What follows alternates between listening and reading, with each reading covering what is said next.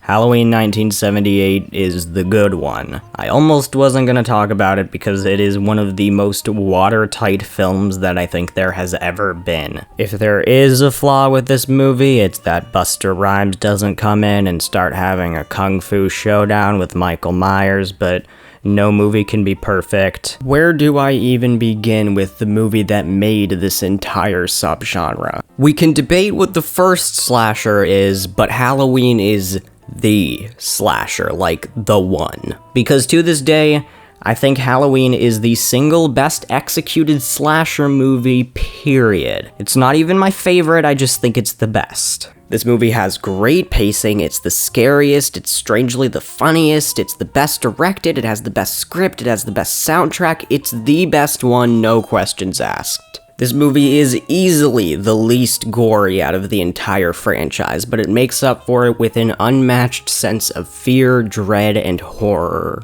Horror. It is tied with The Terminator as one of the most efficiently paced films ever. The first act, where we learn about Laurie, features some scenes you could consider boring, but placed next to the scenes of Donald Pleasance talking about how they're all fucked. Yeah, well, Donald Pleasance says we're fucked. It creates such a perfect combination of exposition, mood, and character establishment. John Carpenter's directing is amazing. He is so good at setting up shots and directing your eye exactly where he wants it to be. His use of space takes up full advantage of that Panavision widescreen. No matter how tight some of these shots are, the characters never take up the full screen, keeping the viewer consistently on edge and isolating the characters in their environments. Notice how most of the people in this movie are almost never looking at what we are seeing. They're always facing away and towards the camera. Dr. Loomis is the Michael Myers expert, and he seems to be aware of this, and that's why we can always see him darting his eyes around every environment he's in. The only character who seems to have full control over the screen is Michael Myers, and he is always facing the action.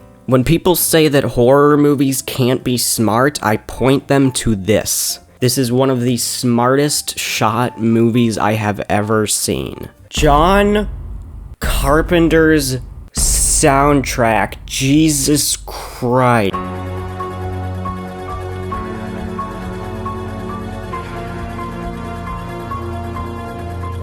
Halloween the movie would not be what it is without this score. Fuck it, Halloween the holiday would not be what it is without this score. The performances are very strong as well.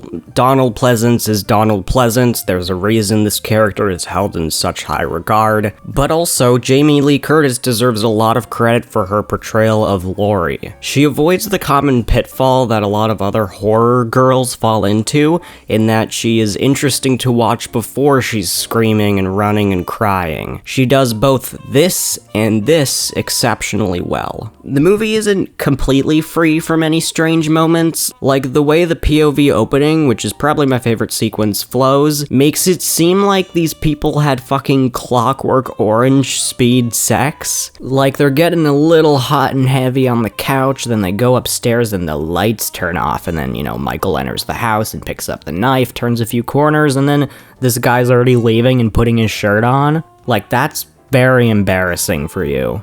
As you can probably guess, I fucked her goddamn brains out for 11 seconds. And there are some moments which might push your suspension of disbelief. Like, believe it or not, I actually don't mind Michael donning the ghost sheet and putting his victim's glasses on. I think it fits with his random acts of terror shtick that Dr. Loomis describes. But I think that this is a little too cheeky. But these problems don't bother me in the same way they would for most movies, because this one is so razor focused on atmosphere and suspense. The kills have a real grit and oomph factor that the gorier films lack. And dude, the ending of the movie is perfect. perfect. You think they've finally got Michael Myers, but ruh-roh, he's gone. Laurie and Dr. Loomis both make distressed faces, and then the movie cuts to various shots of dimly lit locations. A cold reminder that Michael Myers could be anywhere, even behind you. It's a great ending to a great movie that absolutely does not need a sequel.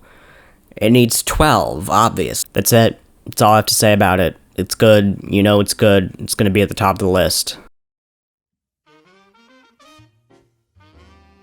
Halloween 2 is a sequel to the last movie, Halloween. I'm sure that seems obvious, but, well, let's just savor the simplicity while we still have it. Halloween 2 is complicated. It is a very well-made slasher movie. In fact, I think it's probably one of the best. But it is also a god-awful sequel. All things considered, this movie kind of shits on everything that made the original good. The pacing is whack, it lacks momentum, I don't care about anything happening on screen, and it is so stupid. Not just stupid in the sense that it lacks Carpenter's clever direction and framing, it manages to be stupid all on its own, most notably in the form of some of the most hilariously incompetent hospital staff I have ever seen in a movie. But also, the whole Bennett Tramer plot is just so laughable. In the first movie, they mention the name Ben Tramer a few times as just some random unseen guy that Laurie has a crush on. Ben Tramer. Ben Tramer. Ben Tramer. Ben Tramer. I called Ben Tramer. Ben Tramer. But in this movie, we learn that Ben Tramer's real name is Bennett Tramer. Yeah, okay, there's more. In this movie, he's wearing a mask that makes him look like Michael Myers, and then there's this really dramatic part where Loomis and Cop wrestle over the gun, but then a car just hits him and he blows up and dies. It's not funny, but it is a little hilarious. It took Halloween 3 years to get a sequel, but we shouldn't underestimate how much changed in those 3 years. Despite taking place just seconds after the first film ends, the jump in time is ever apparent in this sequel's approach, and Donald Pleasence's face. In Halloween 2, the interest seems to lie in topping the years of copycats that came out in the early 80s. Friday the 13th. Which were a lot dumber and a lot gorier. Friday the 13th. And that's why Halloween 2 feels like a dumber and gorier version of the first movie, where I'll be generous and say at least 30% less thought is put into every aspect of the filmmaking and story. With one element in particular feeling like it had a lot more than 30% less thought put into it. Like there's a higher amount of thought that isn't present in it. Not that there's a higher amount of thought put into it, because there isn't. It's less thought, and thus the percent of thought that is not in it is high. Yes, I am of course talking about the movie's infamous third act twist. And yup, it's a doozy.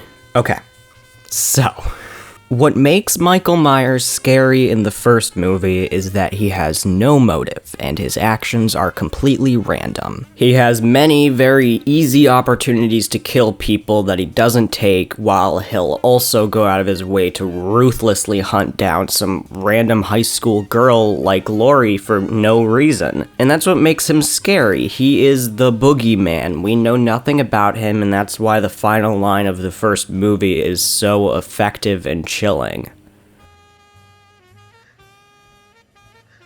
What's the boogeyman?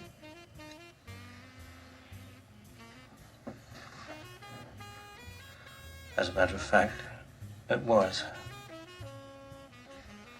For most of the movie, Michael Myers is a literal threat, but this final line brings him up into folklore and sort of mythologizes his evil.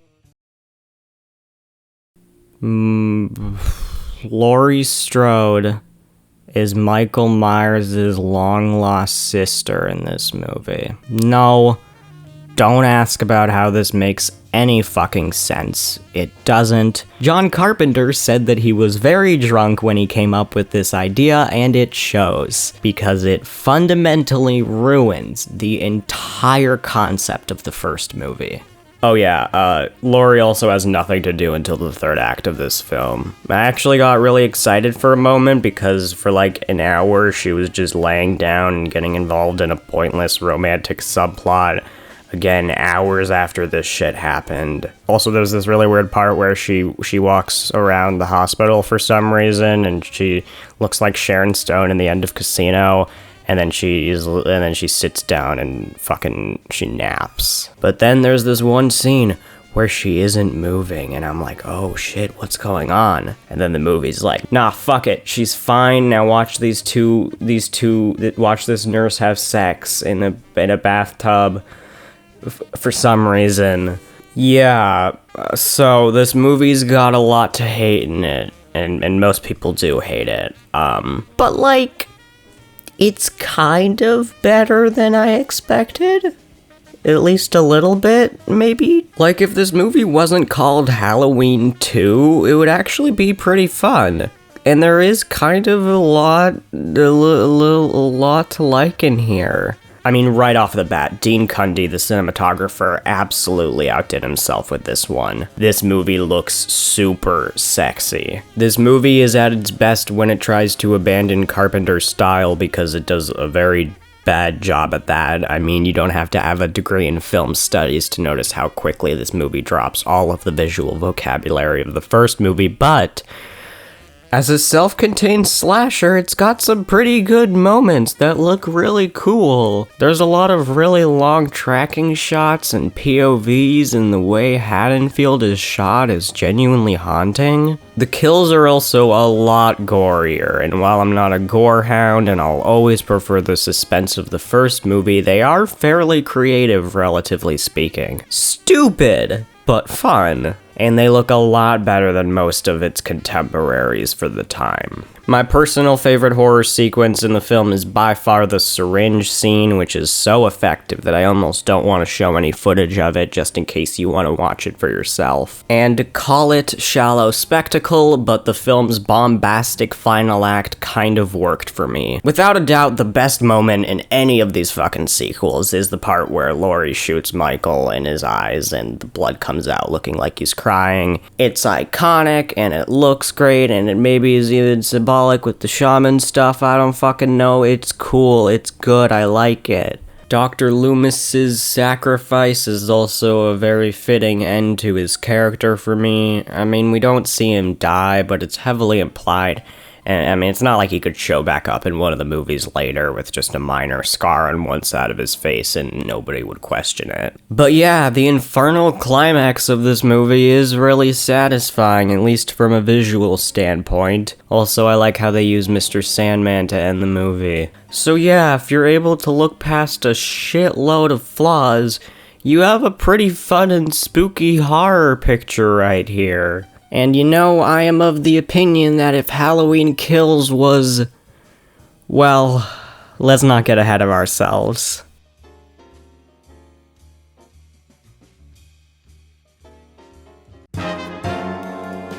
Halloween 3: Season of the Witch is a sequel to Halloween 2.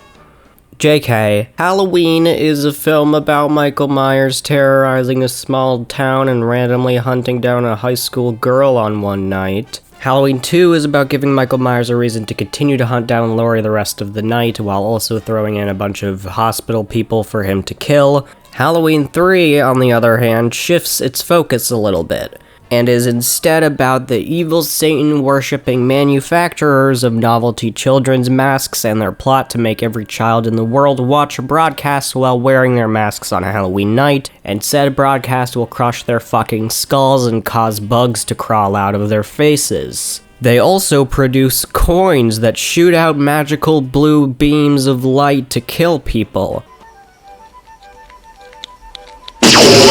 Oh, and there's a protagonist in the movie, and he's a doctor who likes to fuck young women behind the backs of his wife and kids, and he's compelled to investigate the toy company because the daughter of one of the victims is really hot, and he wants to bust a nut.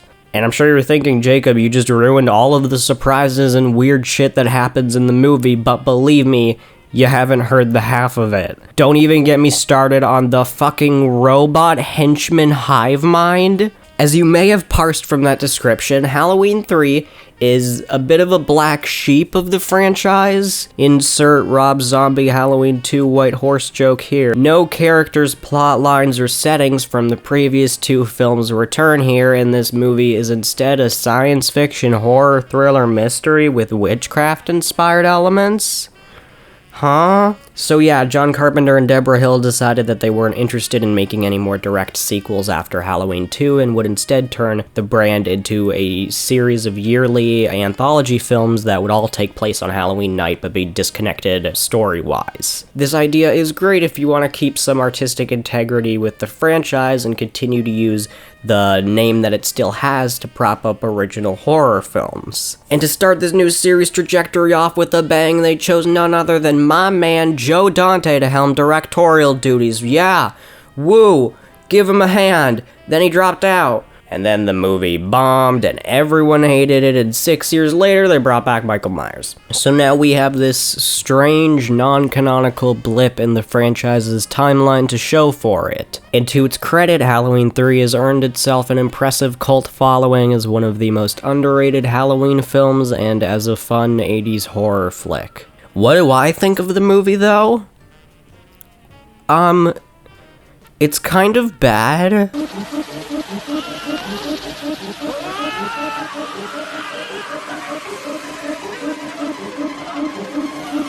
Like, I enjoyed myself enough while watching it, but as a movie, it's got a lot of basic problems. Even ignoring what is obviously a stupid and ridiculous story, it's the justification for those plots where the movie really crumbles. Tom Atkins does well with what he's given, but he cannot save what is one of the worst written protagonists I have seen from 80s horror. The villain is always secondary to his plan. We never find out why he wants to do any of this bullshit.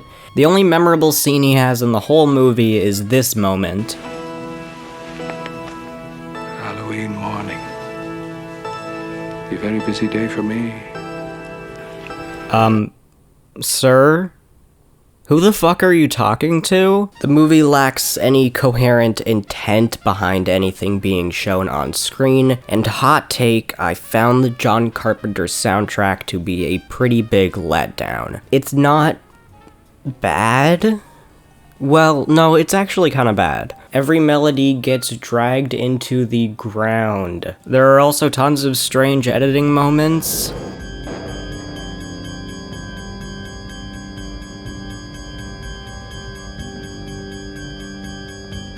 As far as genuine qualities that the movie has going for it, well, Dean Cundey came back as DP, so the movie looks great. Even beyond the lensing, the third act does have some pretty neat production design when you get into the Silver Shamrock warehouse. Stacey Nelkin does a pretty good job, and again, Tom Atkins could be a lot worse. I mean, I didn't hate watching this movie, I kind of enjoyed marveling at its mere existence. This is such an anomaly of a film, and it's just so wild that I simultaneously completely understand why someone would either hate it or love it for the exact same reasons. However, with this film, I once again find myself being somewhere in the middle. I wish the movie had less going on because it does not have the time to make any one quality particularly good besides the cinematography. But hey, it kept my attention and it made me laugh a bit, and in the end, over relatability, originality, emotional impact, weight, spectacle, beauty, ideas, themes, and perspective, isn't that what cinema's really all about?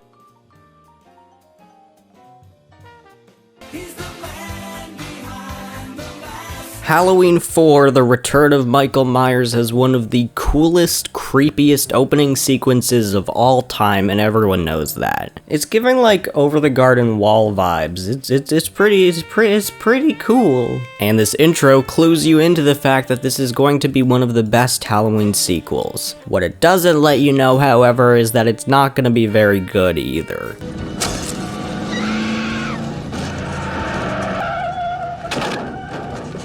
I feel like people are a little too quick to give Halloween 4 credit just because it is one of the better sequels, because, in my opinion, being better than this...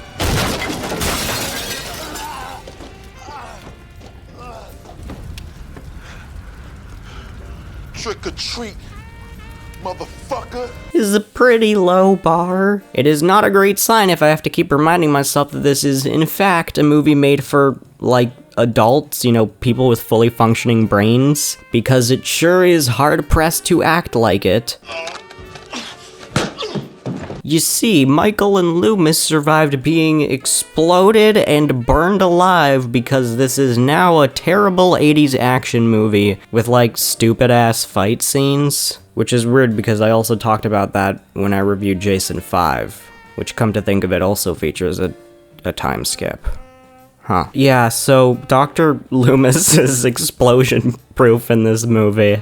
He gets thrown into, like, I don't fucking know, garbage cans. Donald Pleasance is back, but Dr. Loomis really isn't. He is notably a bit more of a kook in this film, who kind of just bumbles around doing whatever the fuck he wants, and it's really funny.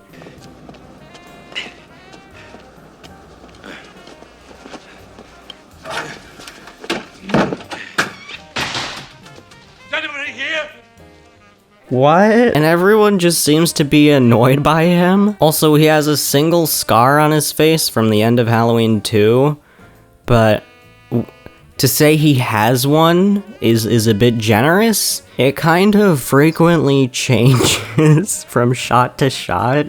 Nobody gave a shit about this movie. Michael Myers looks weird as hell here. The mask is so goofy looking, and he goes from being like a guy who's still recovering from severe burns in one scene to having this unnaturally fit body like Forrest McNeil in that one review episode. And then in one scene he's blonde. Nobody gave a shit about this movie. Despite, surprise surprise, once again going overboard on the gore, this movie has no edge to it whatsoever. It all feels so safe and predictable. Oh, and Jamie Lee Curtis was done with this franchise, so they wrote her character out of this film and straight into some random off-screen car crash. Whatever, fuck it. Now Michael needs to hunt down a little girl. Wait, hold on. In this movie, Michael Myers kills multiple people with his bare hands, but he can't kill a single small child. Yup, this small, stupid, clumsy, emotionally distressed child beats a guy who does this before she's even beaten puberty. And it's not like she's particularly smart or lucky. Michael just gets nerfed whenever he's trying to kill her. I swear to God, if he stabbed her, the knife would just turn into plastic.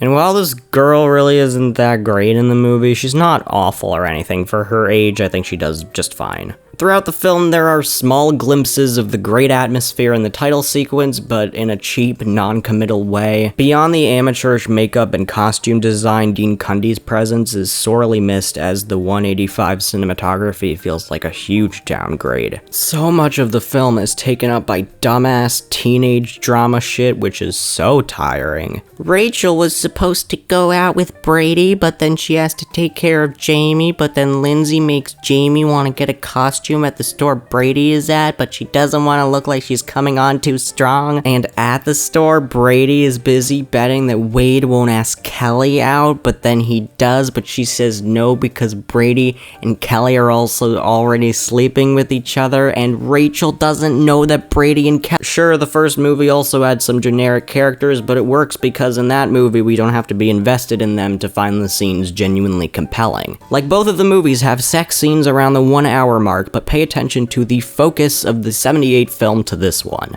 In Halloween, by the time the scene happens, we know these characters are in danger, so it is suspenseful. And then the phone rings, and he almost picks it up to be warned about Michael, but he doesn't. Aw, shucks. And then we see Michael Myers' silhouette move in the background. Oh no.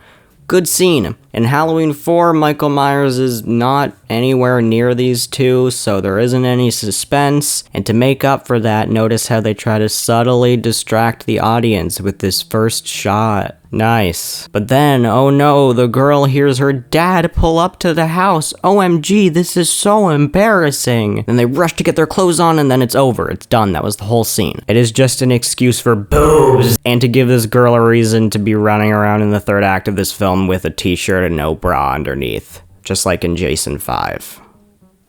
And then halfway through the movie, a new plotline just starts with these hillbillies deciding that they're gonna band together and try to lynch Michael Myers, and the movie's acting like they were there the whole time. I just don't care. There's a part in this movie after the ridiculous gas station shootout between Dr. Loomis and Michael Myers in a gigantic tow truck, I can't make this shit up, where he's hitchhiking and a bunch of, I guess, college students stop the car and tell him to come over, and then they laugh and then drive away and he gets dust in his face.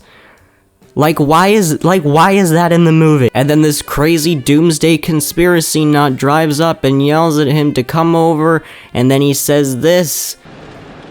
Oh, you're a pilgrim, all right. I saw it on your face back there in the dust. But wait, he very clearly wasn't facing you back there in the dust. I saw it clear as breasts and blue suede shoes. Did you see it on the face, on the back of his head? And that's the whole movie, basically. Also, a lot of falling.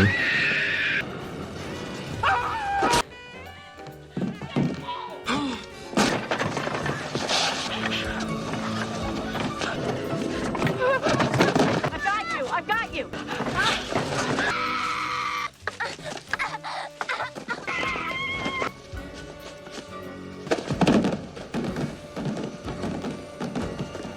Wait, Jason 5 also had a bunch of rednecks being stupid. And it ended, hold on. And it ended with the main character turning evil and donning their respective masks for the first time and holding a sharp object up to the right side of their face, implying they're gonna stab the person in front of them before cutting to black. Huh? Halloween 5, The Revenge of Michael Myers is great. If by great you meant bad. Halloween 5 is one of the worst entries in the series by a long shot. It is actually terrible. It was fucking exhausting watching this all the way through, and it's not even funny in a bad way. It's just so bad that I actually had to stop watching it halfway through and rewatch The Godfather in its entirety before returning and slogging through this film's never-ending last hour. Let's start with the positives. Number one, Danielle Harris really isn't that bad here either. She oftentimes ends up outshining her adult co-stars. The third act of this film has some pretty good production design at the Myers house. The house looks nothing like it did in the first movie, but whatever, I really don't care. Finally, I think Dr. Loomis is hilarious here, and he's way funnier than when he's actually supposed to be comedic in the 2009 film. Okay, woman. Like, for starters, he now just spawns into scenes. Like, seriously, his first appearance in the film is this.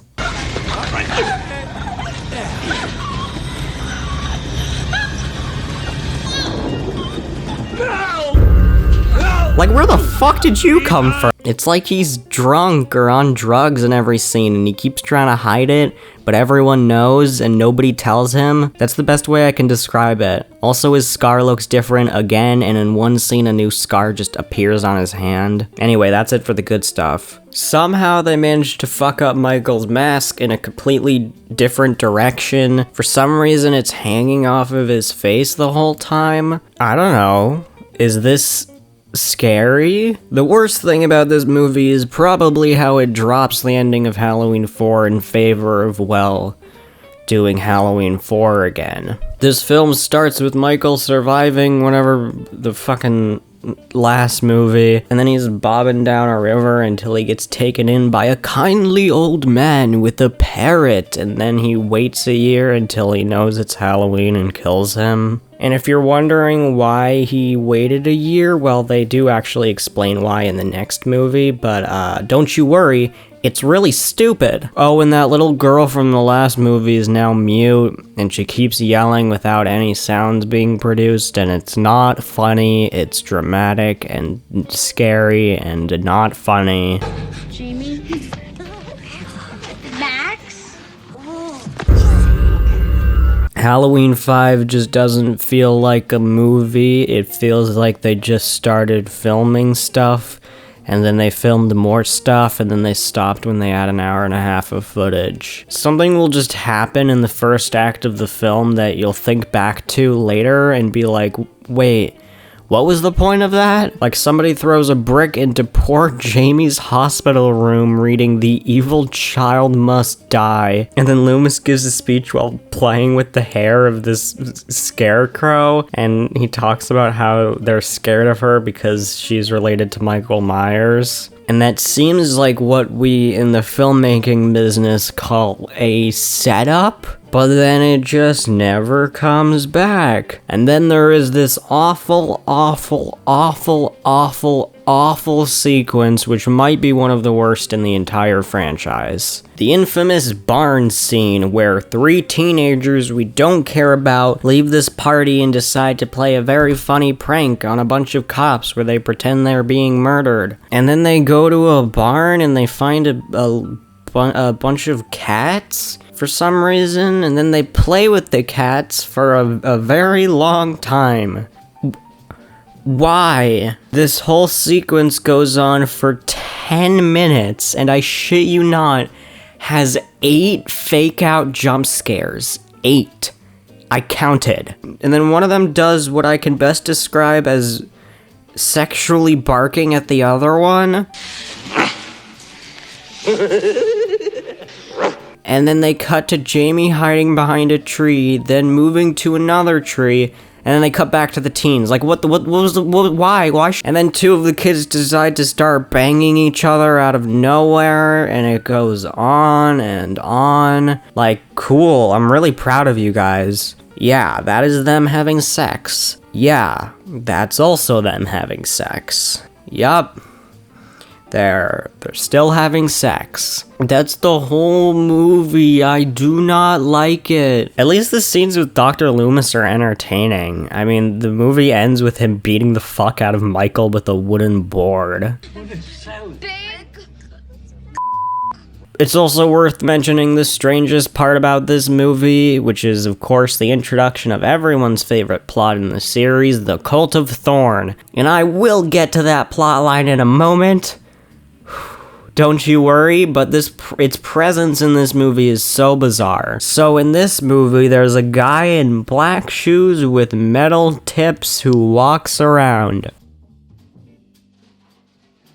What, you thought there was more to that? No, that's the entire plotline. What the fuck is this doing in the movie? Michael has a tattoo. That's the setup for the next one.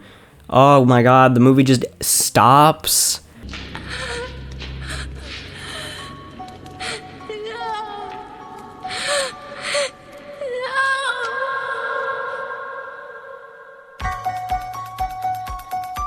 What the? That's not how you end a movie. Boo! Boo! Boo! This movie gets worse and worse the more I think about it. This is the worst one. I think I hate this movie. Actually, no. Dr. Loomis is in the movie. I can't hate it. Here she is!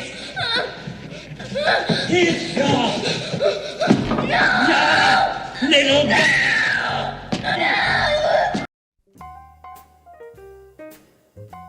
Halloween 6, The Curse of Michael Myers is one of the strangest entries in what was supposed to be an ongoing horror franchise. It is so bizarre and so out of pocket and was so poorly received that it basically forced them to do what they did with Halloween 7. If you know, you know, and if you don't, you're gonna want to be sitting down. Halloween 6 reveals that Michael Myers is a mere immortal host body for a demon who compels him to make sacrifices because he was cursed and received a magical tattoo, and by murdering his bloodline, the curse will hopefully be ended, and also he's a part of a cult of druids who worship the demon. And apparently, Michael Myers only kills when there's a certain constellation in the sky, which makes the beginning of Halloween 5 so much funnier. Just the picture of Michael Myers waiting in that shack with the old man and his parrot for a year, patiently observing the night sky until he's allowed to kill someone,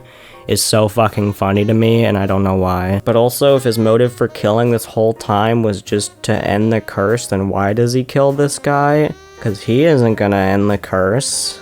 He just gave him shelter. You fucking asshole, Michael. Also, I guess Dr. Loomis didn't know about this stuff, but he knew about the shaman stuff from the second movie. How can an idiot teenage Paul Rudd, who's more focused on banging the hot 30-year-old teenager whose neighbor's with him, find out all of this bullshit just by looking online, but Dr. Loomis, who's presented as this genius psychologist, isn't able to? If he had the tattoo on him this whole time, then why didn't you know that? Oh wait, you do know that because you say that this is his sign when you see it.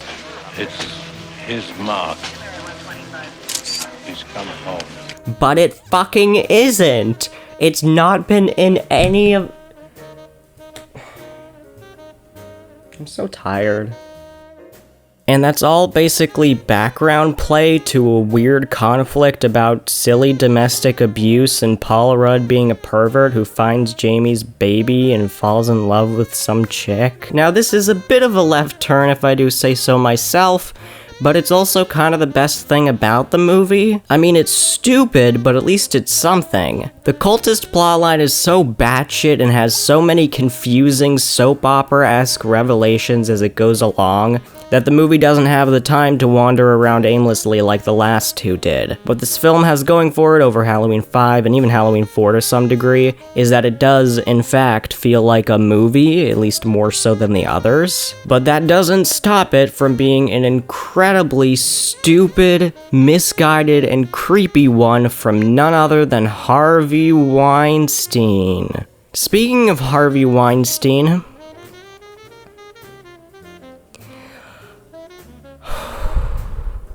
Michael Myers is a rapist in this movie. Well, sometimes. There are actually two versions of this movie, the theatrical cut and the producer's cut. I watched them both, and they're both bad, but the theatrical cut is significantly worse. So apparently the timeline is that something similar to the producer's cut was shown to test audiences who didn't like it, so a series of reshoots and re-edits resulted in what we got in theaters. And I'm sure the goal was to make the movie better with the theatrical edits, but it's kind of a one step forward, two steps back situation. The two biggest problems with the producer's cut, besides the cult shit, which you're kinda stuck with, are removed from the theatrical version. The producer's cut makes the horribly misguided decision to reveal that the father of Jamie Lloyd's baby is Michael Myers. Yup. Halloween 6 revolves around a fucking incest baby. You know how in Alien 3 everyone was mad that the characters from the last movie showed up only to die off screen? Well, in this movie, the protagonist of the last two movies gets kidnapped by cultists, raped by her uncle, forced to give birth to his child when she's 15, runs away only to get almost murdered by her uncle, then survive the attack, then suffer in a hospital with no idea where her baby is, and then she gets shot point blank in the face. Cut that shit. Oh fuck, no, not literally. And the fact that her attack with Michael isn't fatal is one of the other biggest issues with the producer's cut. And the theatrical cut kills her off and doesn't have her be alive in a hospital and then die later, which is a much better choice in my opinion. She has nothing to do in the story after this scene. It makes Michael Myers look like more of a threat. It feels like a less cruel and mean-spirited fate for a character we met as a child. And the incest baby is just better off not being in the movie for obvious reasons. So what's the problem with the theatrical cut? Well, every other change it makes is either pointless or bad. With this movie, I think you'd hope for at least some technical professionalism. I mean, it's a theatrical Halloween sequel produced by Miramax. It isn't Return of the Living Dead 5 Rave to the Grave, it's Halloween 6. But you'd be impressed by how awful the editing in the theatrical cut of this movie is. Let me just show you one random out of context clip.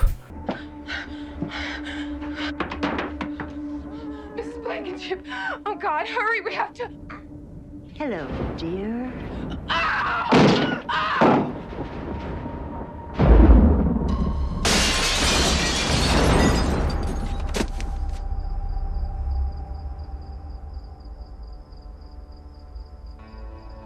fucking amazing. I guess a lot of the changes that the theatrical cut makes could be attributed to an attempt to make the movie scarier, but it honestly has the opposite effect for me. For starters, every scene has this lame wannabe hard rock music playing over it.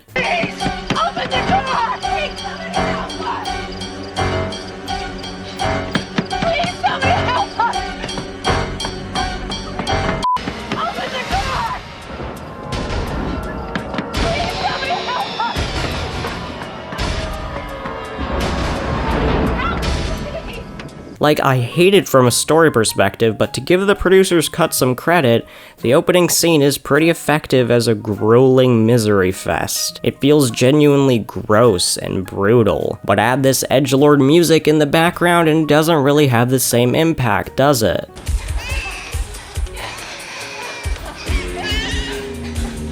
They also tried to make the movie scarier by adding more blood, cause that's what horror is. And while this is especially subjective, it also makes the movie less scary to me. Like, they remind me of the kills from Death Proof, where they're so extreme and mean-spirited that they're hilarious. They show like 4 extremely detailed close-ups of this random guy getting his face repeatedly bashed into metal bars by Michael Myers. Like, ooh, that's really scary, guys. I half expected there to be a Wes Craven-style exploding head in this movie. Alright, fuck me, I guess. Why am I even here? And worst of all, they ruined every single jump scare in the whole movie with this obnoxious and out-of-place metallic clang sound. Here's a whatever 5 out of 10 jump scare from the producer's cut.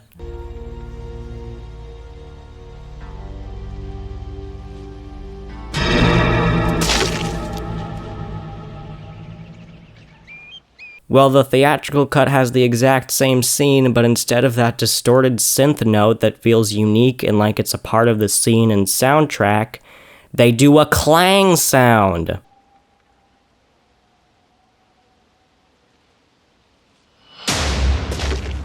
A guy jokingly grabs his girlfriend's shoulders, well, the theatrical cut adds a clang sound. Go to Father Knows Best at the Strode House. What the hell happened this time? Dr. Loomis gets some lady's attention, clang sound. None of these feel like they're parts of the scene, and it's the same sound every damn time. Some of them don't even feel like scares, they feel like mistakes on the editing timeline.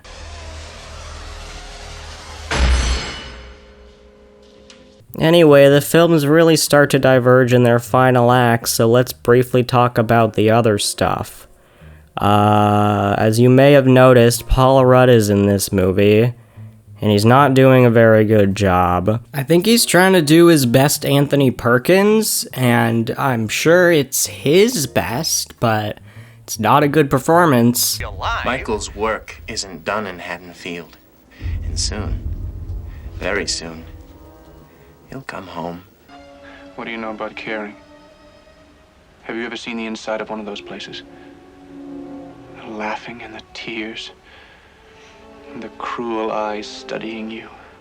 My mother there? Donald Pleasance, once again, is back as Dr. Loomis, and he is a lot better in here than in the previous 2 entries. Again, that's damning with faint praise. He's still got some particularly bad dialogue.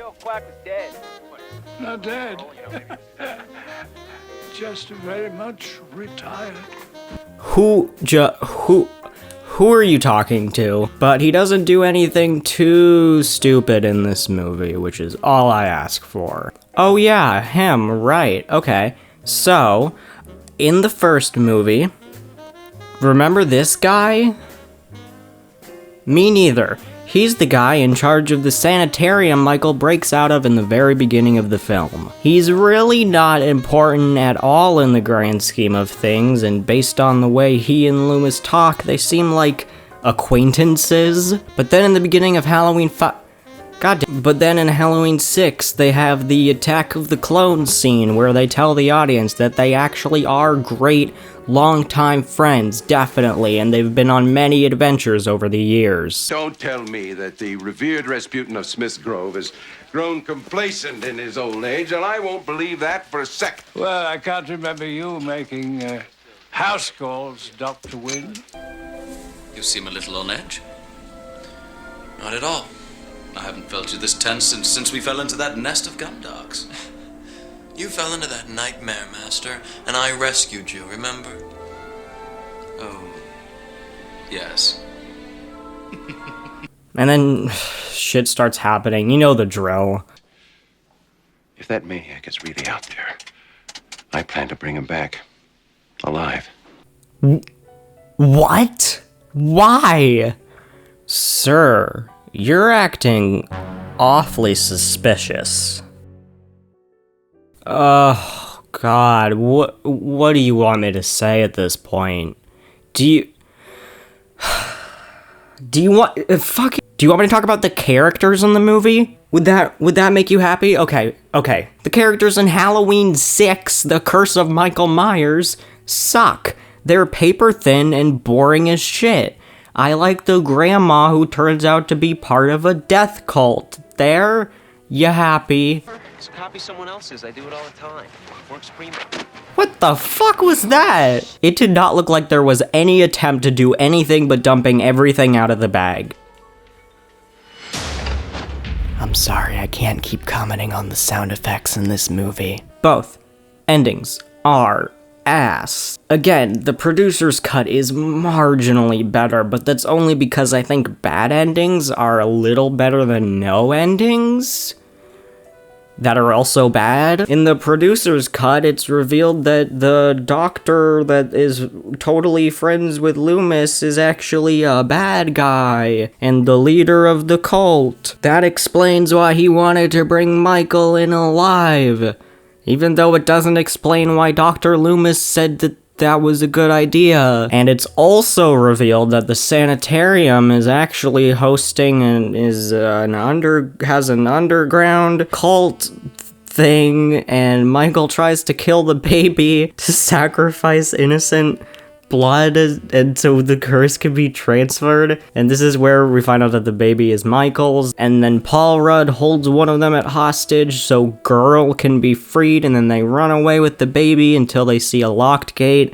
and Michael approaches them. But then Loomis appears just in time and unlocks the gate by shooting the technology thing. And Paul Rudd manages to stop Michael's decades-long murder quest by writing ancient runes on the floor in his blood, of course, and that makes him stop. But then after they escape, Dr. Loomis says he has some unfinished business to attend to, and he goes back into the sanitarium and sees Michael laying on the ground, and he takes off his mask, and it's that guy. And with his dying breaths, the guy tells Loomis that it's his game now, and then the cult symbol tattoo magically appears on his wrist, and Michael escapes off into the night. Okay. Man, you do you. And I can see why they wanted to completely scrap this ending and reshoot it because it sucked, and then Donald Pleasance died. But they still refilmed the ending, but they tried to make it work with the scenes that they already had shot with Donald Pleasance, even though one of the main changes that the third act makes is setting it in a completely different environment. So anytime Dr. Loomis is on screen, he seems like he's in a completely different environment, and almost no characters are on screen. And this leaves the theatrical cut of Halloween 6 with the single worst ending of any of the movies. They mostly changed the look of the sanitarium to make it spookier.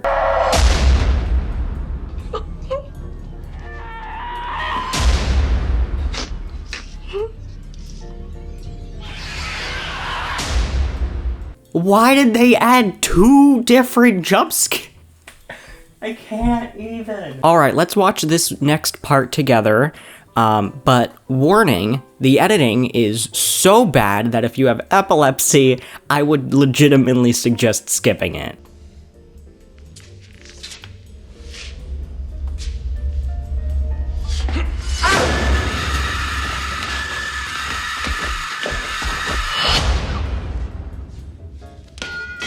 And again, they didn't want to have the stupid fucking ending with Dr. Loomis, but Donald Pleasance is dead, so here's what they did instead. Come with us. No, I have a little business to attend to here.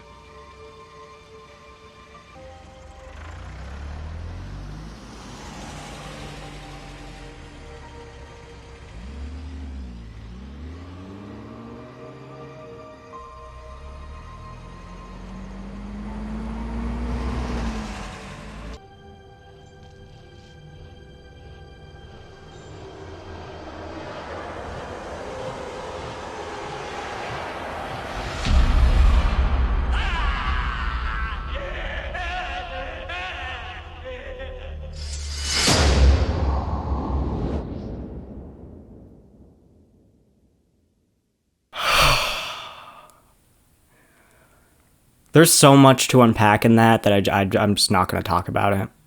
I think it just speaks for itself. I'm honestly shocked that they didn't do a jump scare sound effect with Donald Pleasance's name.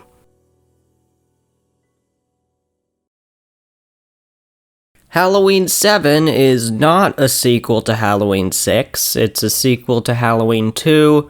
No, not that Halloween 2.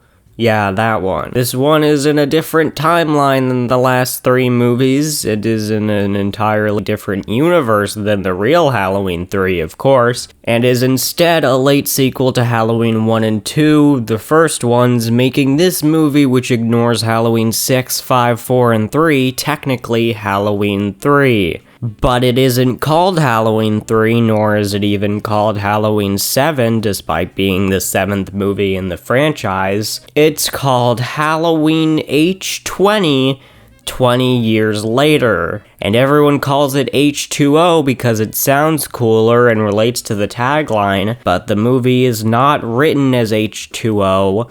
It's written as H20, 20 years later. So this movie is simultaneously Halloween 3, Halloween 7, Halloween 20, and Halloween Water. Anyway, Halloween... Fuck, now I forgot what it's called. The Halloween movie, which was released in 1988, is actually decent. In fact, it's borderline good. This movie descended upon me like a guardian angel. I really thought there were gonna be no more even remotely good movies in this franchise, but I was wrong. This movie is not that bad. From the first frame of this film, you could just tell it's visually closer to the original than any of the other sequels, with the same aspect ratio and very similar color grading. It has absolutely nothing on the first 3 films, but it is leagues ahead of every other sequel in terms of looks. But what I appreciate most about this entry is how the return to the spirit of the first 2 films goes beyond bringing back Jamie Lee Curtis, Mr. Sandman, and the aspect ratio. You know, based on what I heard about this movie and the year it came out and Kevin Williamson's involvement, I was really worried that this was going to be another late 90s up-its-own-ass self-aware Scream knockoff. But the film is actually refreshingly simple and straightforward. It's a clean, in-and-out 86-minute slasher. There's no cultist plotline, no psychic connections or dream sequences, no symbolism, nothing meta, no attempts at social commentary. It is just a solid movie. It's difficult because I do want to give credit to the films in this franchise that actually try to do something different, but this movie does so much more with so much less,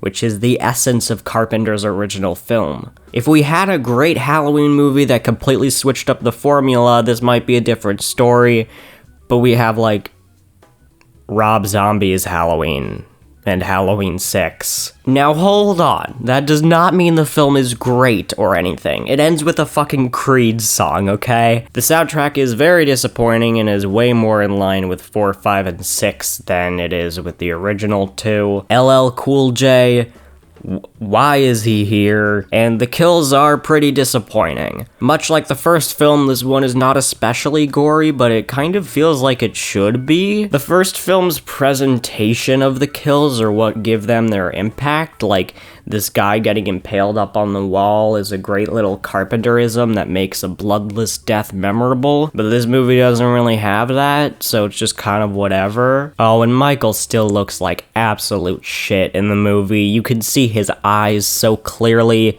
and it looks really goofy, and of course I'd be remiss if I didn't mention the early 90s CGI mask. Oh my god, what's wrong with your face? But I don't know, I found his appearance less bothersome here because the movie presents him as a threat. Or maybe I'm just used to it at this point. Jamie Lee Curtis is obviously the star of the show here, and it kind of sucks that this film is basically non-canon because of David Gordon Green's trilogy, as this is one of her strongest performances. I was really not expecting an earnest and empathetic look at how trauma affects the way a mother parents her child in Halloween 7, but I'll take what I can get. You really feel for her in these moments, which is kind of rare for a slasher movie. Usually the emotions are so visceral and broad that it's nice to relate to a character beyond, oh my god, they're gonna die, and they don't want to die, and I don't want to die. But also, I don't want to die when I'm watching this movie, which is not something I can say for most of the movies in this franchise.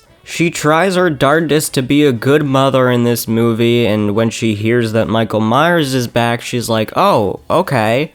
I'm gonna fucking kill him. That shit is raw as hell. I love it.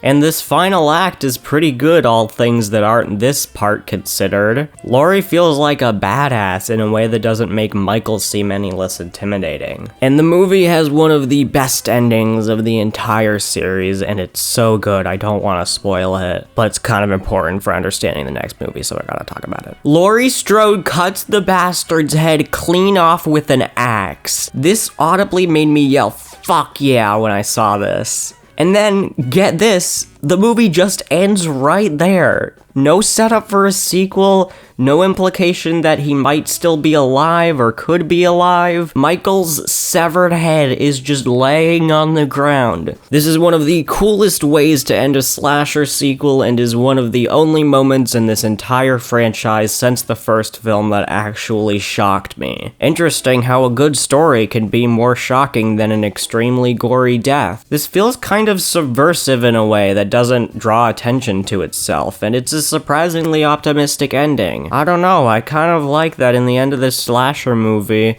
the victim gets to chop her abuser's head off, her family life isn't ruined, and that black guy gets to live. And the only thing wrong with this ending is that it made its budget back. Fourfold. It's interesting how short that last review is. I don't have much to say about the good movies in this franchise.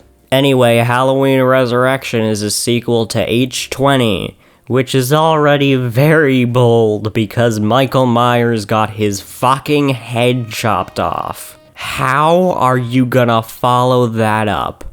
Well, this is rich. Laurie didn't check if the guy under the mask was actually Michael Myers. So he's back. Oh. And there's the man of the hour, Art Garfunkel. Okay, that's dumb, but at least Jamie Lee Curtis is back, and okay, she's already dead, and we aren't even 10 minutes in, and that wasn't even a 10-foot fall. So this movie has nothing to do with Laurie, and in fact, if we're being honest, it doesn't have much to do with Michael either. It's also probably the worst one in the entire franchise. But I also kind of enjoyed it. This is one of the lamest, stupidest, boringest movies to come out of the early 2000s. It is so laughably amateur that I cannot even fathom how this is the same guy who directed Halloween 2. No, not that one. Yes, that one. Most of it feels like a direct-to-video sequel with large swaths of the movie being filmed in this low-resolution, grainy cam footage shit. Actually, now that I think about it more, I've definitely seen direct-to-video slasher sequels that were better directed than this thing. This movie somehow cost $15 million, and approximately $14 million of those dollars went to paying Busta Rhymes, Tyra Banks, and Jamie Lee Curtis.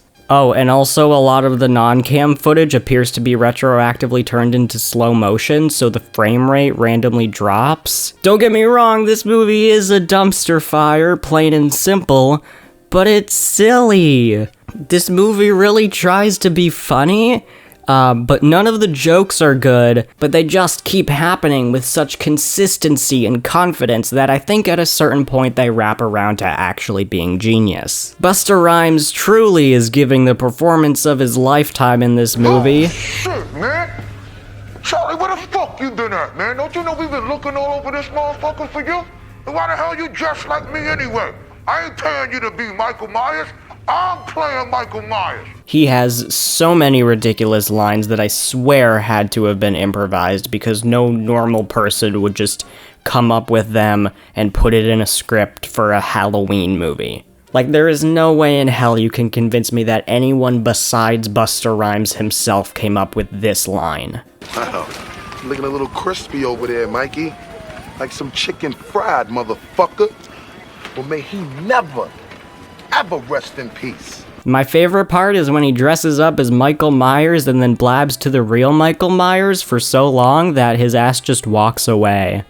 Incredible. The plot of the movie is so ridiculous. After the completely pointless and awful opening sequence, which only serves to kill off Laurie and explain how Michael survived getting his head chopped off, we cut to 1 year later where we meet our heroes. A collection of dumbasses with women who are too stupid to live and men who all seem like they'd be varying degrees of fine with date rape. More on that in a moment. They are part of a totally technological, web-based, online, computerized internet reality e-show called Dangertainment, where Busta Rhymes is gonna lock them in Michael Myers' house for 24 hours while their every move is being seen online. But what they don't know is that Busta Rhymes actually had camera people rig up the house to spook them, but what he doesn't know is that the camera people got killed because nobody knew that Michael Myers still hangs out there. So the movie has 100 of those moments where the characters are mildly scared by something that's real, but then they get really scared and think they're gonna die, but then it turns out that what they see is just fake. So then when something super scary and real happens, they're like, LOL, this is a pretty convincing prop you have here,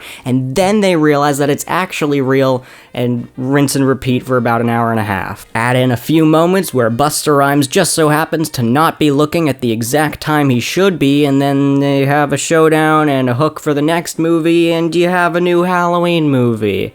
But yeah, the characters in the movie are really bad and creepy and stupid and dumb and awful and annoying. Every third line in this movie is about how much they want to fuck something, and it gets very old very fast. When are you gonna get out of your head and start thinking with your body? Played in his sister's bedroom. Cameras are so phallic. Yeah, that's before internet porn, man. I kind of like these cameras. They can pretty much be clipped onto anything. You know, hat, shirt collar, your coat collar. You know, Donna, you got great legs. What time do they open? That'd be 1 o'clock. Why are you touching me? Don't. Young and naked. Have you ever had an impulse that you just could not control? Continuously. Be the bed where he was conceived. Besides, screwing a music major would be tantamount to lesbianism. I could get into that. You're a lesbian? How hot is that? I'm sorry guys, I don't know what happened. I think I had a flashback, but to something that hasn't happened yet. That's weird. And it all pays off beautifully when two characters actually do bone each other, because this guy has got such good riz. God, you're sexy. And this disgusting, dingy basement and being constantly watched by millions of people just really puts them in the mood. And the house. Don't even get me started on the house. Remember kids, Michael Myers' house in the first movie can't just be a house, that would be too basic. It's basically got a fucking castle under it now and a gigantic intricate sewer system. And I'm sorry, but why the fuck don't they leave? Busta Rhymes briefly mentions something about locking the doors from the outside, but we don't see it and it never comes up and the house is basically falling apart and also there's windows.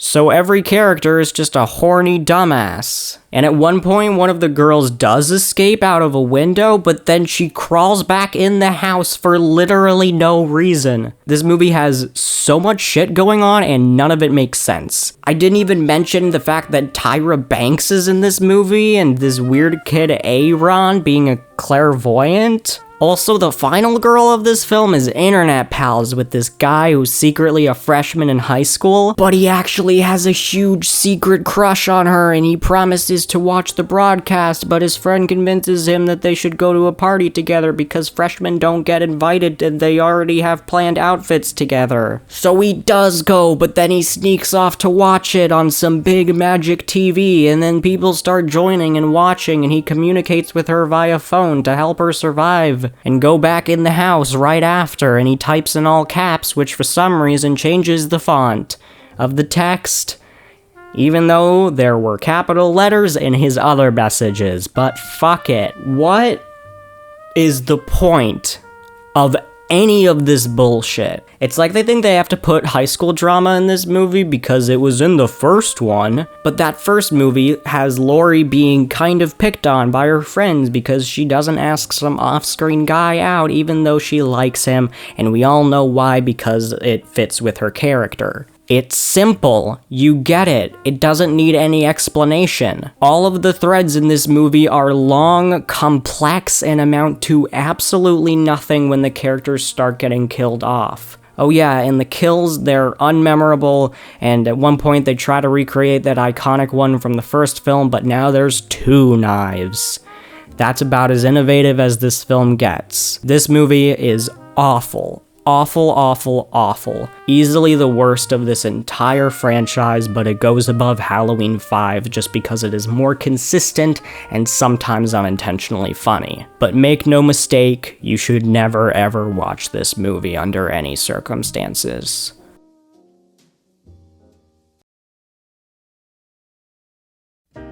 Oh boy, it's time to talk about Rob Zombie's Halloween movies.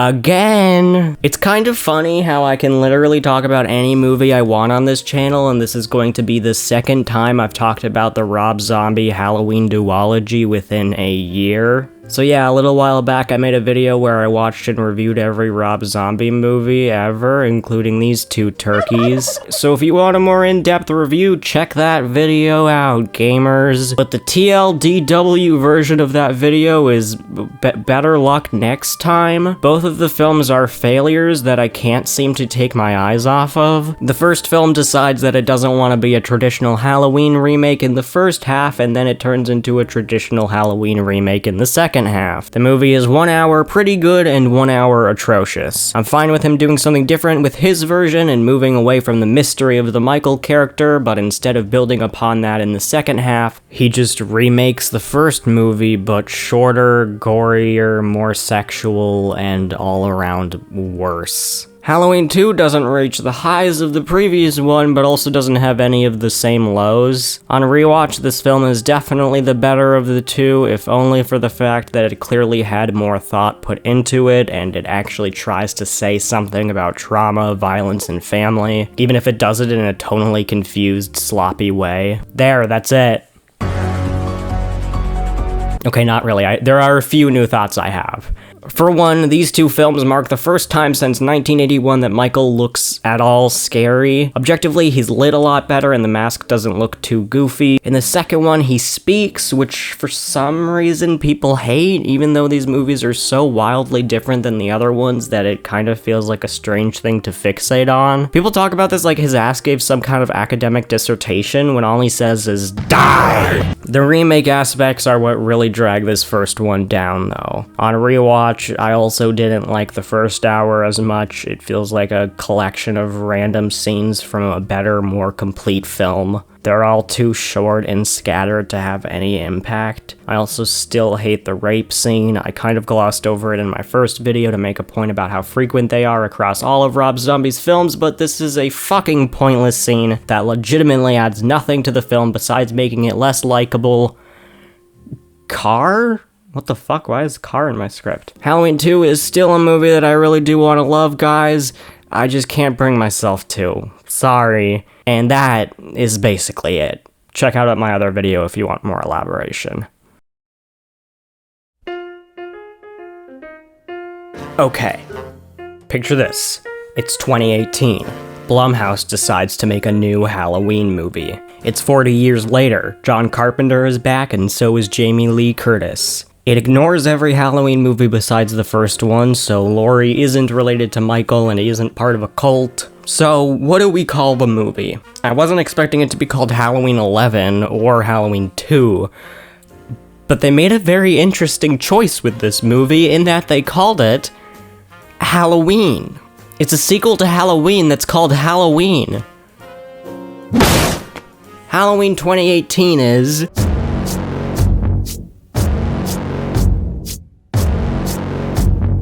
It's fine. People talk about this film like it's the second coming of Christ or something, when really, to me, it's just a well-made contemporary slasher flick. And there's so few of those that I get why this one would do as well as it did. This is probably the best made of any of the films since Halloween 2. No, Halloween 2, 1981. And to be fair, there is a lot to like in here. The kills especially do not hold back, and they use all of modern technology to render the most fucked up shit imaginable. I also like how they kill a small child early on in the movie. It's like, damn, okay, I see you, no one's safe. It also finally goes back to what made Michael scary in the first place. He has no motive, he is just a killing machine. And this is exemplified in the best sequence of the film, this faux one take of Michael going around doing his thing, hunting down certain people but not others for no reason other than he's crazy. I also like the sequence where these two annoying reporters get brutally murdered because of how effective it is as a horror set piece. Michael also isn't hunting down Laurie in this one, she's just some crazy old lady to him. In contrast, Laurie has dedicated her whole life since '78 to killing him, leading to these great moments where scenes similar to ones from the first film are recreated, but with Laurie in place of Michael and Michael in place of Laurie. It's very clever, I like it. Taking inspiration from the classic film Halloween 6, The Curse of Michael Myers, this film has a hard rock soundtrack, and it's actually good here.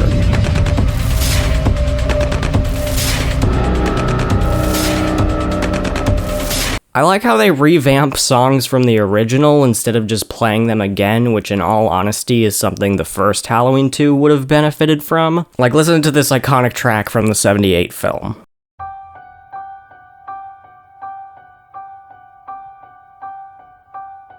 Classic, right? Well, in the 2018 film, it's the same notes, but it feels lonelier and more melancholic, reflecting how Laurie's life has changed since being a teenager.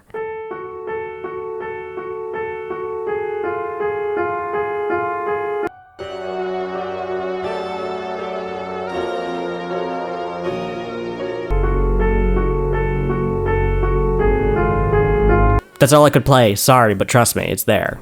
So yeah, I do get why people say this movie is fine. I still don't think it's very good though. The biggest problem I have would probably be the script, which lacks most of the tightness that the original film had. Here is a collection of stupid, pointless conversations that random characters have in this movie, most of which occur right before they die. Seriously, I got really horny at the party and like, all these girls were like, dancing on me. Oh man. I got peanut butter on my penis. Why don't you sit down, Mom? No, I'm good. Yeah, have a seat. We could go for a walk. Did it go great? Yeah, it went really, it went. Hey, Mom. That's fine. I got a cousin who works at a graveyard not too far from here. They got war generals, philanthropists, a beatnik poet. They got money. Their beautiful bodies got me all chubbed out, Allison. Allison, please, they like...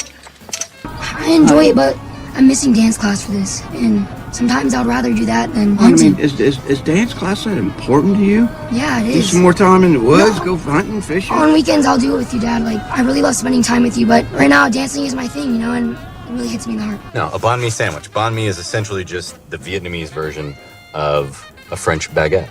Mm-hmm.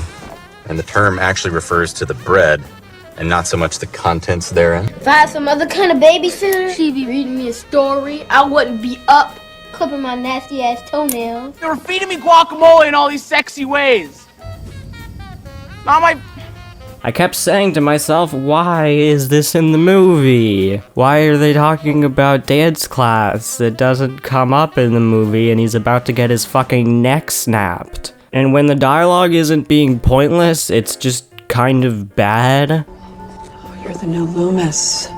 Like this scene where Judy Greer communicates to her daughter that she has spent her entire life trying to get over the paranoia and neuroses that Laurie has projected onto her. I've spent my entire life trying to get over the paranoia and neuroses that she has projected on me. Laurie is also not as interesting here as she was in H2O, where it feels like there were so many facets to her character and things pulling her in different directions. And here, she's just kind of insane. I actually was enjoying the movie well enough until the final act, where it just lost its marbles. Like when the new Dr. Loomis starts talking some mad shit about Michael, and then he turns into a supervillain and stabs a cop with his James Bond pen. Step over.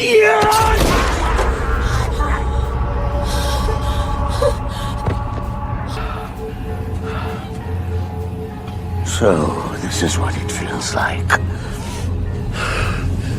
What? And all of this just happened so that Michael can be in Laurie's house for the final battle? And by the end, the movie feels less Halloween Town and more Smart House when it's revealed that Laurie's house is booby-trapped to explode Michael.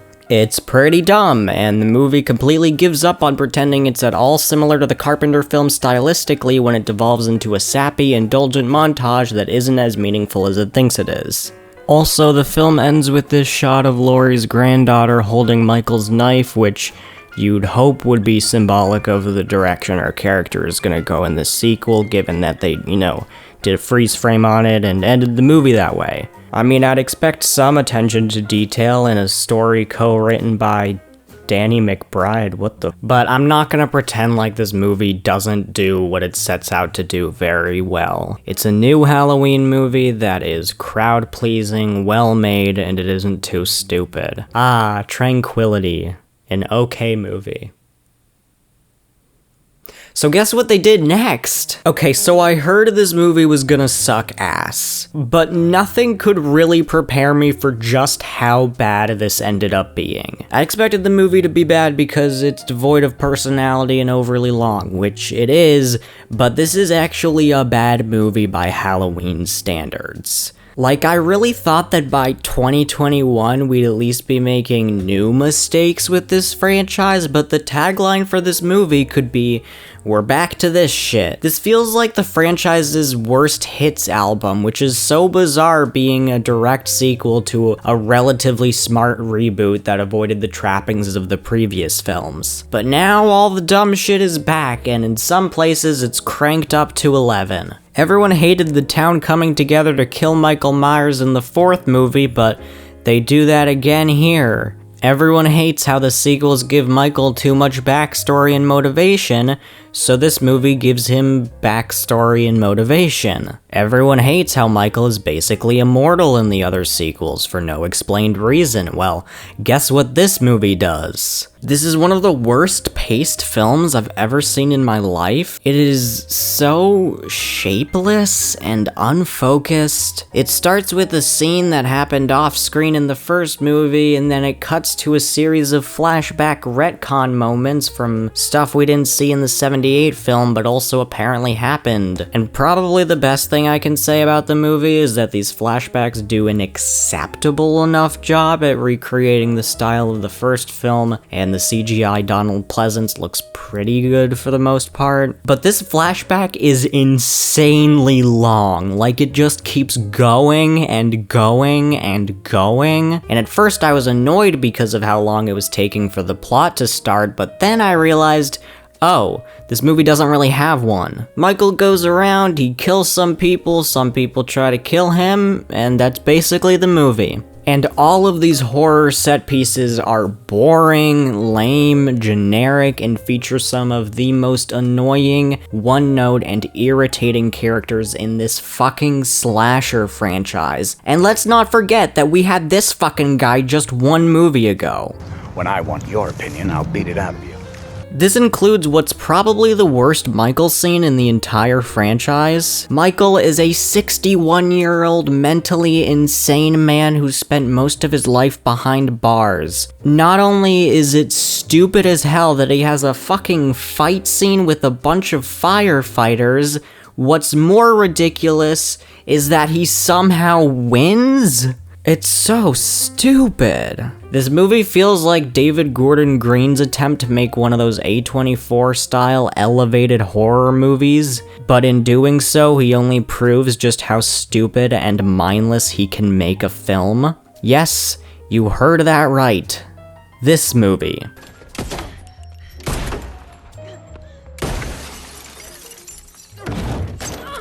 This movie. My mom kept bees before she died. Sorry. This movie.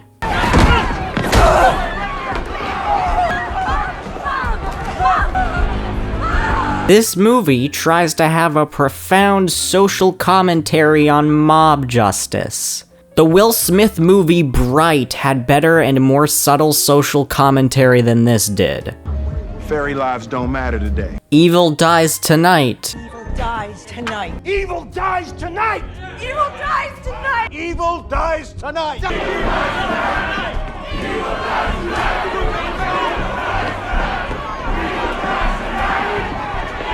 tonight. 40 years ago. 40 years ago. 40 years ago. 40 years he was waiting. To my family with grief and fear for 40 years. Michael Myers has haunted this town for 40 years.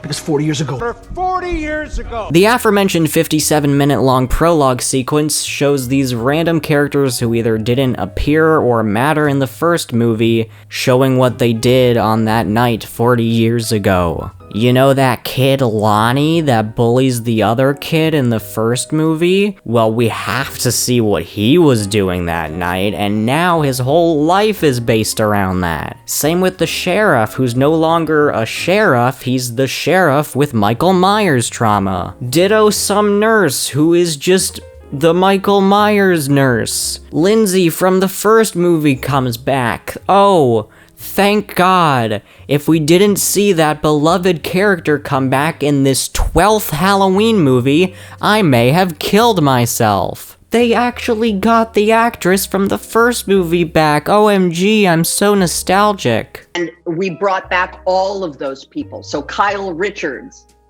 who played, you know, the little girl, Lindsay, came back. We have the character of Tommy. There are other characters. Marion, the nurse. All of the people that suffered the trauma. And all these people come together so the movie can show how trauma can affect a small town. I saw him. He looked right at me.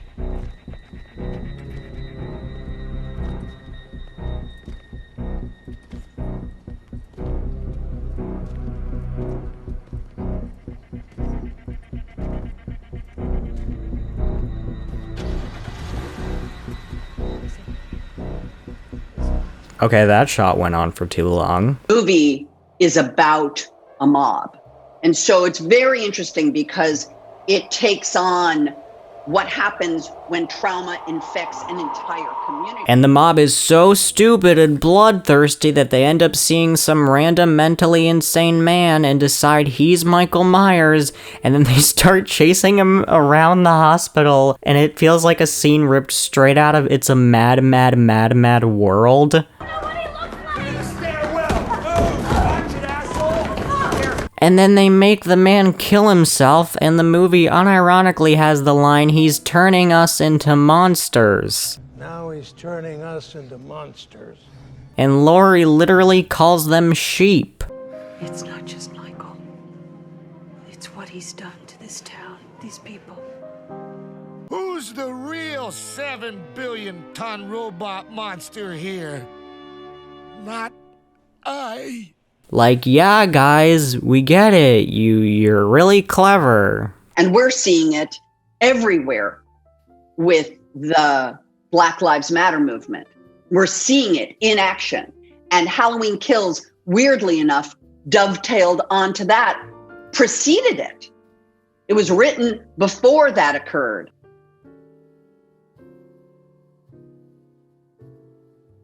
But then, of course, so when you see it, it's a seething group of people moving through the story as a big, angry group. And while it's doing that, the movie also seems to be on this strange quest to top the gore in Rob Zombie's film, because that was the real problem in those movies. They weren't bloody enough. And this movie sure does have a lot of gore. People get their necks twisted, faces stomped on, brains blown out, eyes gouged, bludgeoned, strangled, sliced, sprayed with water, anything you can think of. But it also has literally zero impact, not just because a lot of it seems to have been done digitally, but the way it's presented is so unrealistic. Like, even a comedy movie like Return of the Living Dead has more attention to detail, compared to scenes of throat trauma in that movie and this movie.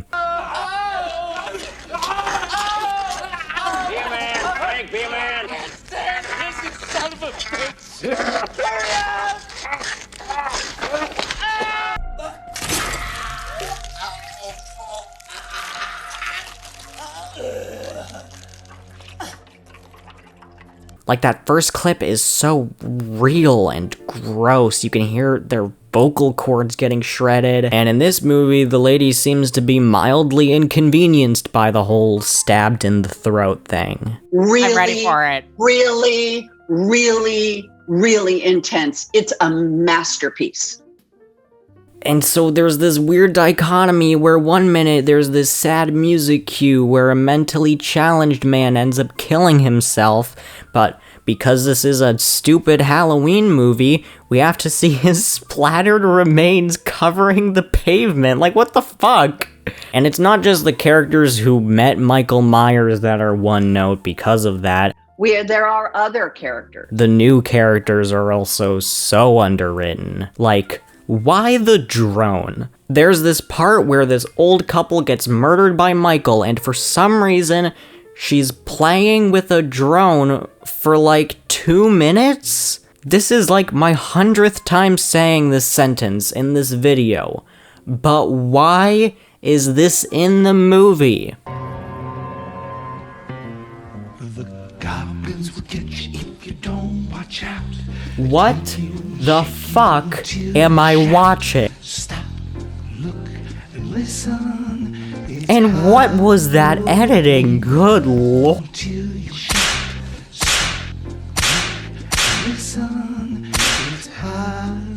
Really, I'm ready for it. Really, really, really intense. It's a masterpiece. And then this happens. Me and my sister were trick-or-treating, and we got candy bars from your house, and once you bit into it, there was a rusty razor blade. Wait, she got it from his house? When? It's weird that she would go all the way back to his house when, oh, they're right there. But just a minute ago they were dancing and being gay, so how can they get candy from the house when they hand it out individually? And did he put a razor in the candy? Otherwise, how would it have gotten in there? And oh wait, why did you say it was a rusty razor blade? Did you go back and check if it was rusty or not? Also, why did you ring the doorbell once? That's pretty respectful given the situation. I wonder if this means it's going to be another extended fake-out jump scare sequence. What is it? You okay?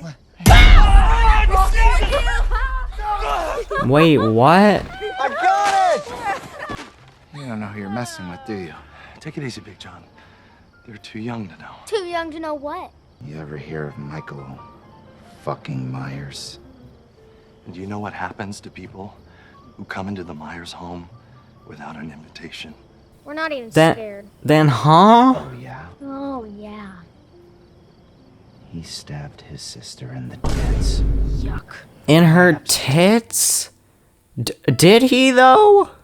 I mean, she did have tits, and there was blood on them, but I don't think he stabbed her in her directly in her tits, definitely, at least not both of them. And then after that, they cut back to Laurie, who I haven't even mentioned once in this whole review, and at this point in the film, this is her first appearance in about 20 minutes. And in neither of these moments is she fucking conscious. That's right, for almost 40 minutes into this Halloween movie, which stars Jamie Lee Curtis, Laurie Strode is napping. It's a masterpiece. And when she is awake, she's just doing some dumbass shit. It makes the pain go away.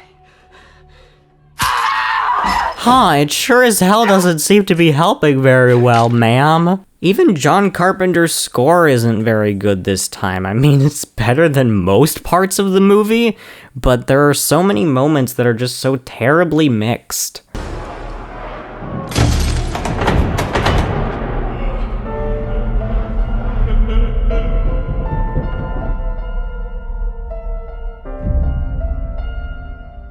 God, why am I still talking about this movie? It's so bad. After an hour and 45 minutes of characters yelling, "Evil dies tonight," Laurie gives a monologue saying, maybe later. If they don't stop him tonight, maybe we'll find him tomorrow. Or next Halloween. It's uncomfortable. It's embarrassing. Yes, it is. It agitates you. Yeah. And really, it's really the skill of David Gordon Green and his team. The film's ending is stuffed with so many trite monologues that it's retroactively giving me an appreciation for the Rob Zombie movies. Because even if they sucked, at least they tried to use their medium to show me something rather than lecturing me for nearly 2 hours. 2 out of 10. Fuck this movie and the horse it rode in on. Awful. Finally, we're here. The last Halloween movie that there will ever be, maybe. Halloween Ends, and this is probably the most divisive entry in the entire series. A lot of people hate this movie with a burning passion, and it's not uncommon to see this listed as the worst film in the series. But on the flip side, a lot of people whose opinions I actually really do respect say it's good, or maybe even great. To me, this film kind of feels like the midpoint where all of these sequels lie. On the one end, you have generic and predictable copies of the first film's formula, and on the other, you have swinging for the fences, no fucks given messes that try to do something new and usually fall on their face. And right in the middle is where you have Halloween Ends. The movie is fine. It isn't offensively bad like the last one, but it still has a lot holding it back from being a good movie. However, what puts it in the top half of these films is a pulsing sense of style and texture, which makes almost every element interesting at the very least, and sometimes good in a vacuum, but when you're watching it unfold, it kind of feels like a disjointed blah of a conclusion. Like, to its credit, this movie does take a huge risk for the final film in the trilogy, but does it pay off in a satisfying way? Not really, at least not for me. This is a 5 out of 10 Christine remake and a 5 out of 10 Halloween sequel that are just kind of slammed together into a messy 4 out of 10 experience. Here's what I like about the movie. I like how fucking strange this is, conceptually and structurally. More than half of this film doesn't follow Laurie and Michael at all, and instead is a thematically paralleled story about this loser kid in the same town, and how the evil infects him as Michael's disappears. It's a cool concept, concept. This film is the best directed of the trilogy, with a lot of cool and memorable shots that clearly had a lot of thought put into them. I like how the theme of change is reverberated throughout the film in some subtle and not so subtle ways, in stark contrast to Halloween Kills, which seemed more than content to yell its messages at you for an hour and 45 minutes. The best example of this is the greatest title sequence since Halloween 4. Pumpkins grow out of each other with new faces, showing how evil doesn't end, it just changes forms. I like how dark and shocking the opening is, even if its execution is a little silly. I think the way Michael is shown in the movie is really cool too. Now he is a malnourished, decrepit old man who has been living in the sewers for almost half a decade. Gone is the ridiculous superhero strength he had in the last movie, and now his return feels somber and inevitable and sad. The acting is pretty good, and the gore is pretty sweet, guys. Here's the bad stuff. Michael, come here. Come here. I just need to talk to you for a second. You said to just Seriously, ignore him? just come here for a second, please. Just come here for a second. Listen. Back off. You seriously, can you just go back and just look scary on the house, please? I'm sorry. It was a good try. I mean, seriously. He just wants to get on camera. It's embarrassing. You know what? We'll talk later. I'll when we're in private. Laurie has an entire character arc off screen in between films, which I am certain would make a more interesting story. I know the idea with this trilogy is to make all the entries feel unique, but for films that were shot back to back, ending one like this... I'm coming for you, Michael. And starting the next one like this... I made a promise not to let fear rule my life anymore. I bought a home, a place to live with love and trust, not a trap, not a place to hide.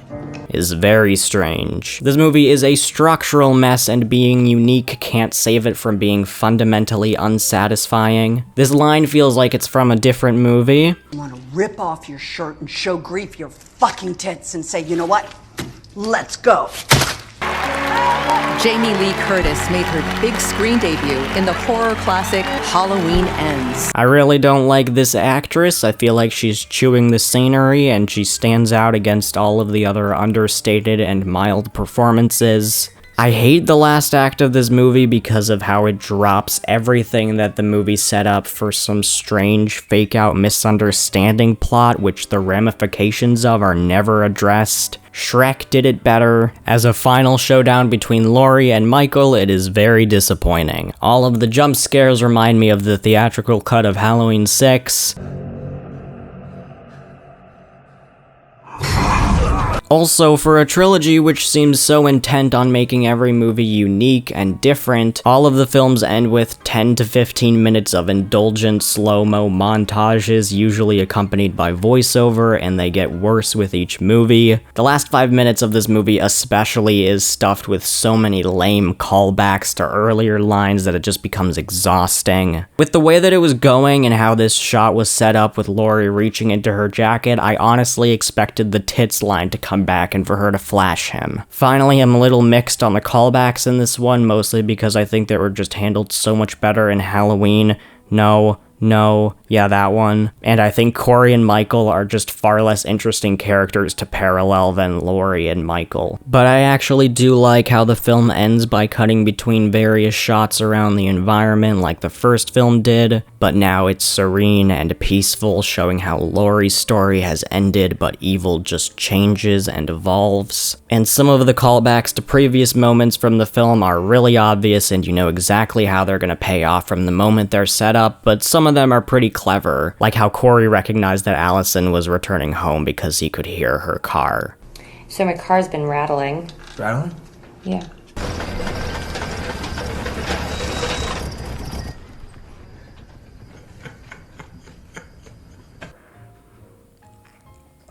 So you know what?